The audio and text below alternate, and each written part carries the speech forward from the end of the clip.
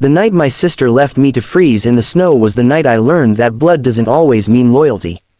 It was the kind of cold that doesn't just bite your skin, it seeps into your bones, crawls into your lungs, and makes every breath feel like inhaling shattered glass. The sky was pitch black, the wind howling like it was warning me, and the only sound louder than the storm was the pounding of my own heart. We had been arguing for hours before it happened. It started with something small, money. It always does, doesn't it? A few $1,000s from an insurance payout after our parents passed away. We were supposed to split it evenly. That was the agreement, but somewhere along the way, greed started whispering in her ear. She began questioning the paperwork, suggesting I owed her more for taking care of things. She acted like she was the only one who had suffered, like my grief didn't count. That night, she insisted we drive up to the old cabin our parents used to rent during the holidays. She said we needed space, needed to talk somewhere quiet. I remember hesitating. The weather forecast warned about heavy snowfall, but she brushed it off. "It'll be fine," she said. "You worry too much." I should have trusted my instincts. The road to the cabin was already buried in white by the time we arrived. Snow swirled violently in the headlights, making it almost impossible to see. When we parked, she turned off the engine and just sat there, staring ahead. The silence felt strange, thick, suffocating. Then she turned to me with a look I had never seen before. It wasn't sadness. It wasn't anger. It was calculation. She stepped out first, saying she needed air. I followed her, my boots crunching into the snow. The cold hit me instantly. We stood a few feet apart, the wind whipping around us. She started talking about the money again, her voice sharp and accusing. She claimed I had manipulated our parents before they passed, that I didn't deserve my share. I tried to reason with her, but she wasn't listening. Then she did something I still replay in my mind over and over. She walked back to the car. At first, I thought she was just ending the argument. But when I reached for the passenger door, it was locked. I knocked on the window, confused. She avoided my eyes. The engine roared back to life. I laughed nervously, thinking it was some twisted joke. "Stop playing around," I shouted. The wind swallowed my voice. She rolled down the window just enough for me to hear her words. "You'll slow me down." And then she drove off. The red glow of her taillights faded into the snowstorm, leaving me alone in a world of white and black. Panic doesn't arrive all at once. It creeps in. First, disbelief. Then fear. Then the terrifying realization that this is really happening. I ran after the car for a few seconds, but the snow was too deep. My legs felt like they were sinking into quicksand. Within moments, the vehicle disappeared completely. I was stranded miles from the nearest town, no phone signal, no shelter except the locked cabin. I pounded on the door, hoping against hope that maybe she had left the key under the mat like we used to when we were kids. Nothing. The windows were sealed tight. The storm intensified. Snow collected on my shoulders, my hair, my eyelashes. My fingers went numb first. Then my toes. I knew enough about hypothermia to understand what was happening. I had to move. I couldn't just stand there. So I started walking. I didn't know which direction led back to the main road. The world looked the same from every angle, an endless blur of white. The wind howled in my ears, disorienting me. I focused on putting one foot in front of the other. Just one more step, and then another. After what felt like hours, but was probably less than 30 minutes, I stumbled over something hard beneath the snow. It was a fallen tree branch. I fell face first into the freezing powder, and for a moment, I didn't want to get up. It would have been so easy to close my eyes. The cold was starting to feel warm, almost comforting. That's the dangerous part. Somewhere in the back of my mind, I heard my mother's voice telling me to fight. I forced myself to roll over and sit up. My body trembled violently. My teeth chattered so hard it hurt. I screamed for help, even though I knew no one would hear me. But someone did. A faint light flickered in the distance. At first, I thought I was hallucinating. Hypothermia can do that, but the light moved, slowly, steadily. Headlights. I waved my arms with the last bit of strength I had. The vehicle stopped a few yards away. A man jumped out, shouting something I couldn't understand. He rushed toward me, wrapped a heavy blanket around my shoulders, and guided me into his truck.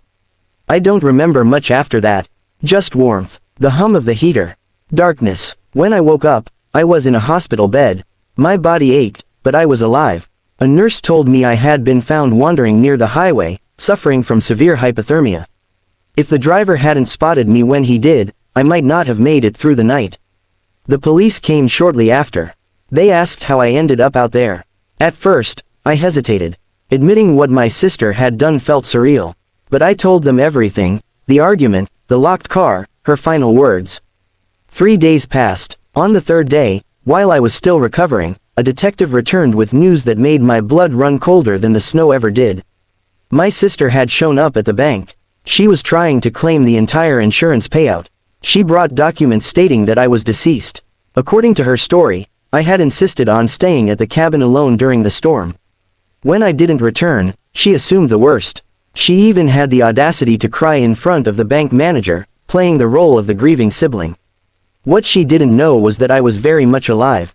The bank, following procedure, had requested official confirmation before releasing the funds. That delay saved everything. When the police informed them of the situation, her performance crumbled. She was arrested later that day. I didn't go to see her. I didn't need closure. Her actions had already told me everything I needed to know. The betrayal wasn't impulsive. It wasn't a moment of anger.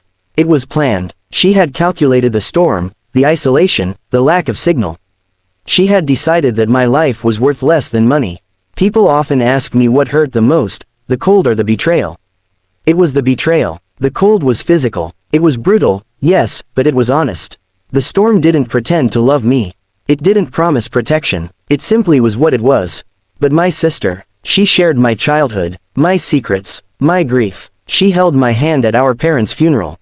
And yet, when given the choice between family and fortune, she chose the latter without hesitation. Recovery wasn't just about warming my body.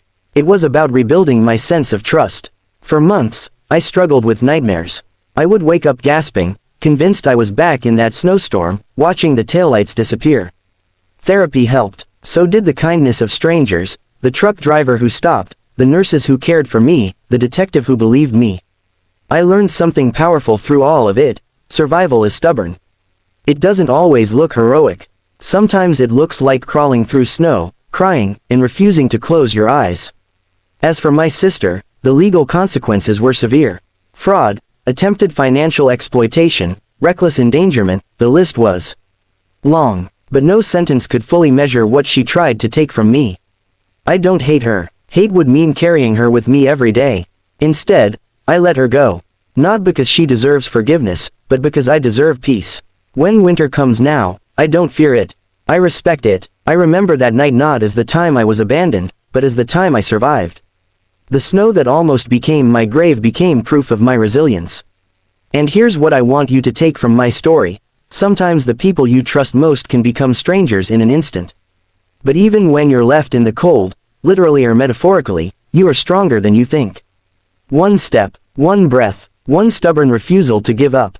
That's all it takes to make it through the storm. 3 days after she tried to claim my money, I walked out of that hospital into the crisp winter air. The world looked different, brighter, sharper. I inhaled deeply, feeling the cold fill my lungs, not as an enemy this time, but as a reminder. I was still here, and no amount of snow, greed, or betrayal could take that away.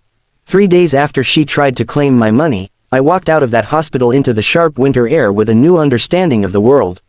Survival had changed me, but what came next changed me even more. Because surviving the storm was only the beginning. Now I had to survive the truth. The detectives kept me updated as the investigation unfolded.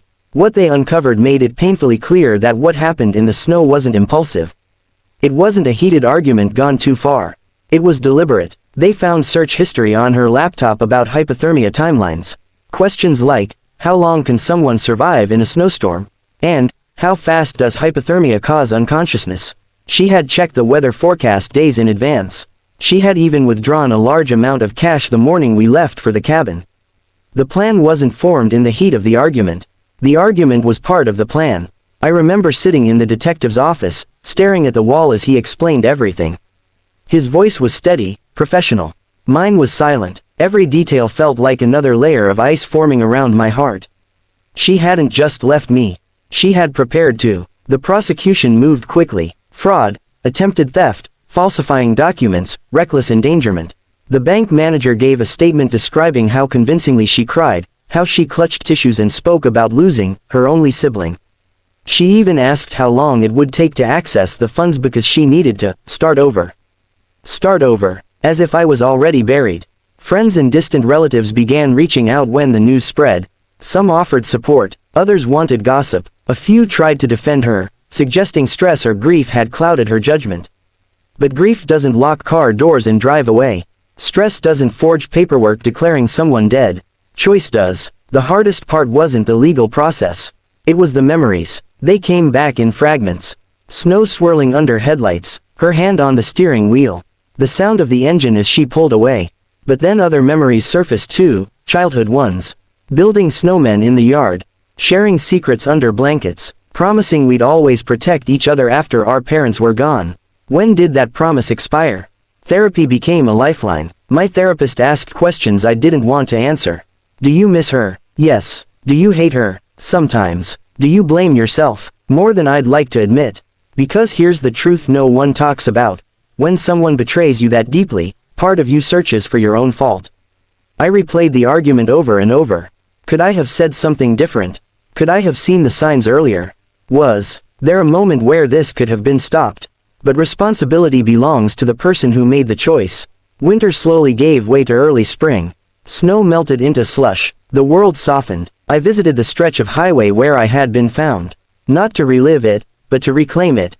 I stood there, feeling the breeze on my face, and realized how narrow the line between life and death truly is. A few more minutes in that storm, and the ending would have been different. The truck driver who saved me visited once. His name was Daniel. He told me he almost didn't take that road because of the weather. Something made him change his mind at the last second. Didn't feel right going the other way, he said. Fate, instinct, coincidence, call it what you want. I call it a second chance. The trial began 6 months later. I chose to attend, not for revenge, not even for justice in the traditional sense. I went because I needed to look at her without snow between us. She looked smaller than I remembered. Not physically, emotionally. When our eyes met, there was a flicker of something. Regret, fear, anger that I survived. She never apologized. Her defense tried to argue that she panicked. That she didn't think I would actually die. That she assumed I would find shelter. But panic doesn't explain forged death claims 3 days later. The prosecution presented the search history. The weather reports. The bank surveillance footage. Each piece formed a picture that was impossible to ignore. When it was my turn to speak, I didn't yell. I didn't cry. I simply told the truth. I described the cold, the fear, the moment I realized the car wasn't coming back.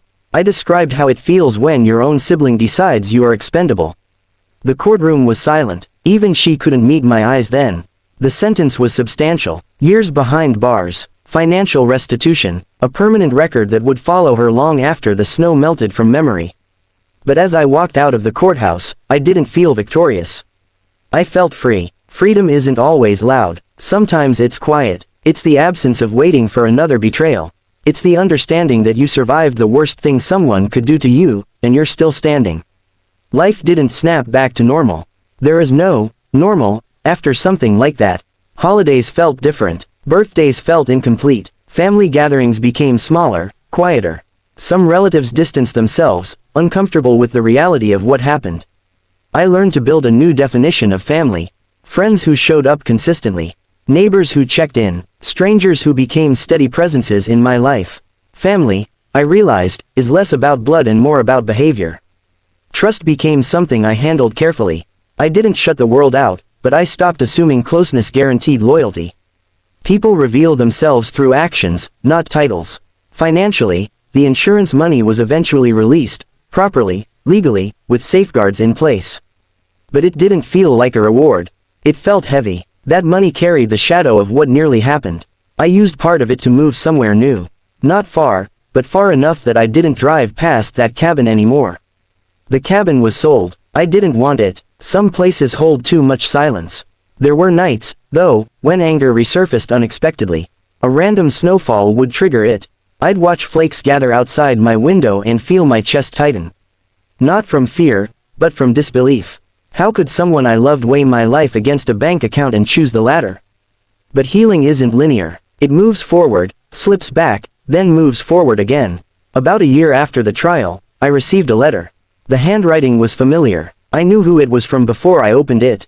She Wrote about loneliness, about regret, about realizing too late what she had thrown away. She said she thought the money would solve her problems, that it would make her feel secure. Instead, it destroyed the only real security she had, family.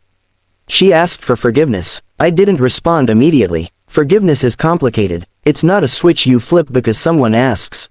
It's a process. Sometimes it's a choice you make for yourself, not for the other person. After weeks of thinking, I wrote back.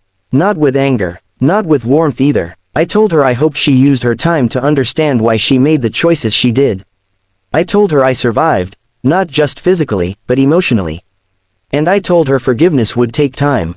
Maybe years, maybe never in the way she wants. But I refused to let bitterness freeze me the way the snow almost did. Today, when people hear my story, they focus on the drama, the storm, the arrest, the courtroom. But what matters most isn't the betrayal. It's the survival afterward, because surviving isn't just about not dying. It's about choosing to live fully after someone tries to diminish you. It's about standing in the same season that almost ended you and feeling steady instead of scared. It's about understanding that someone else's greed doesn't define your worth. The night she left me in the snow could have been the end of my story. Instead, it became the moment I discovered how strong I really am. Not because I fought her. Not because she was punished. But because I kept walking. Through the snow. Through the hospital doors. Through the courtroom. Through the anger. Through the silence. And into a life that belongs entirely to me.